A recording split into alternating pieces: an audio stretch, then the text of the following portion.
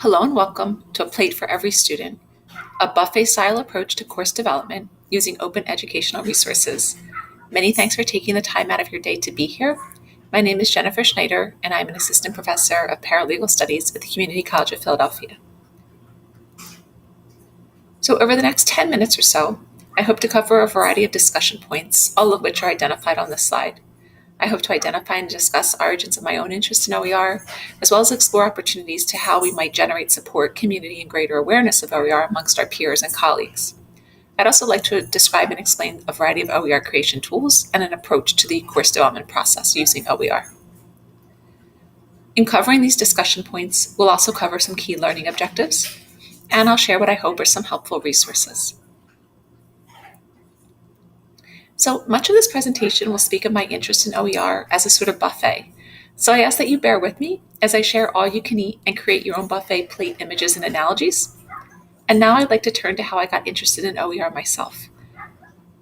My interest came not unlike how I might select any other resource.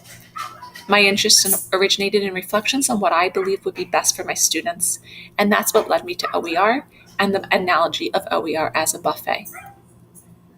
So for some background on how I first got interested in this area and where my own experiences began, I previously worked as a curriculum developer and instructional designer for a university in Rwanda. I worked in a business management and entrepreneurship program at an all-women's college. As we thought about course development and course design in that context, we encountered a wide variety of challenges, including costs, online access, regional relevance, the diversity in voice, relatable voice, modifiability, culturally responsive content, and others. For us, OER was a natural choice. As I worked on the course creation process, I began to think of OER as a buffet. The more I researched, the more options I uncovered, and then from those options, I was able to make platters of content for individual courses. So all you can eat buffets bear many similarities to the 5 R's that define and represent open educational resources. In this presentation, I encourage thinking about course design in OER as we do a buffet. For my own process, as I develop my courses, I first begin by researching for relevant OER content, and then build a buffet of content that I can retain, reuse, revise, remix, and redistribute, not unlike how I might prepare a platter from a buffet of food. All right, so what are some of the benefits of a buffet approach to the course development process? This slide highlights several. In addition, this approach supports, beyond the sort of benefits identified on the slide, what I believe is the integration of a wide range of values and practices that draw upon intercultural and international awareness and bring that awareness into our curriculum. A buffet approach also supports the creation of opportunities for students to become more engaged in the course development process and the curriculum development process, as well as to analyze and discuss issues from diverse perspectives, with course materials that have a wide range of voices infused into their content. So this slide highlights and reinforces this approach and selection of materials from a prepared and carefully curated display of items.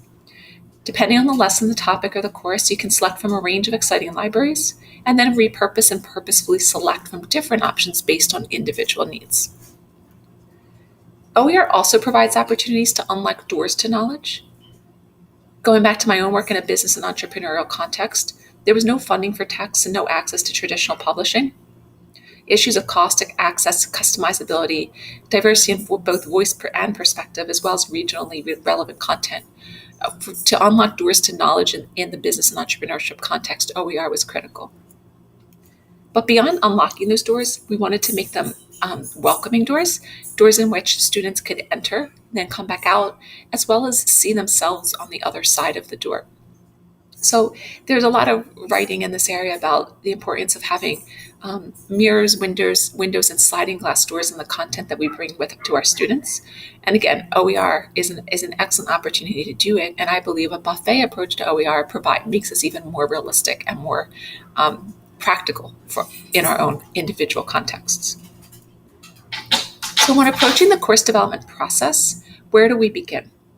One option, and the option that I would recommend, is to begin by stocking the buffet. Where do we look first? This slide shares some of my own favorite collections of resources. Some of these are going to be very common options that I suspect that many of us are already familiar with. But the main point of this slide is to highlight also that there are very discipline-specific libraries out there. In my own context, in the legal context, for example, CALI is an excellent resource. And so I encourage everybody to dig deep as best you can and find those specialty items and specialty collections. On the next slide, I'd like to show some approaches for reviewing available resources and how we can organize the resources we collect. In the interest of time, I'm going to do this quickly, but one option that I have found very helpful in terms of sort of where do I keep track of all of these buffet options that I'm collecting is to use a learning management system and to create modules that are either course specific or discipline specific. If you build this within a specific course, you can keep them unpublished so that students will only then see the ones that you choose to use. Beyond a learning management system, many of which are proprietary, open sources like Padlet boards and Google Sites also are very helpful.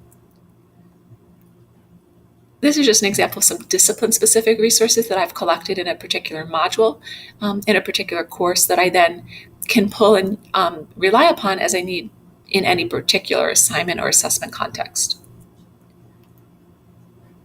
All right, so as we build this buffet, the next thing I'd like to share are some resources and approaches to quality control.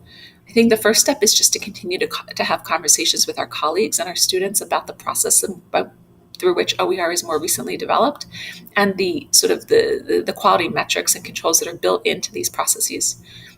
Many are not aware of the peer review process that often accompanies the OER creation process. There are some really helpful rubrics, and I'm linking to them on these slides, that I encourage everybody to take a look at. Pick one, pick two that you find helpful, and then they're all openly licensed to be adaptable to your own individual course needs and student contexts. So how do you use this buffet to build your courses? The ways in which we can do so are infinite.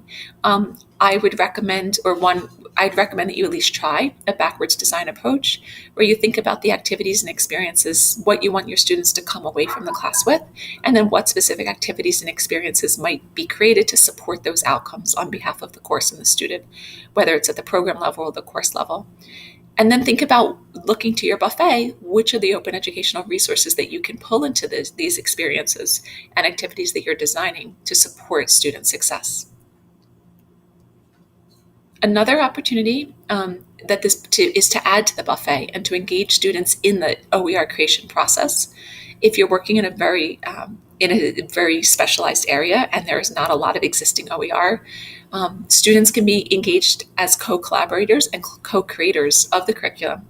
We can develop assignments where we create with students. There are a bunch of resources for open pedagogy linked later in the slide, but things like videos, presentations, texts, and instructional resources that are student developed are excellent options. And here are some more resources that you might look to in order to get some more ideas in this area. All right, and then one final idea that I'll share is another way to sort of evaluate how well we're doing with the buffet of resources that we've created and that we've relied upon for our course creation process is to build reflection assignments into our weekly work with students. Rather than waiting for an end of course survey, we can build reflection questions into every assignment that we share with our students. And here are some resources in terms of how we then might share more broadly what we've created. Beyond what we're sharing with students and our colleagues, these are ways to share our creations with the open educational resource community in a much broader context. And here are some other ways to do so beyond the existing repositories. We can do it in some more individual ways and then build out over time. And again, as I talk about sort of ways to share, some of this can feel overwhelming. I know that one of the best things for me in terms of how to get started is just to start small. Pick one assignment, pick one course module, pick one lesson, begin there, and then build going forward. This is just an example. You can take a look at this later, some resources that I've used to build a particular class. I chose this to share because it's a legal specialty course, and so it's less likely that you'd find existing resources in this area. Thank you again, and I hope you have a wonderful rest of the conference.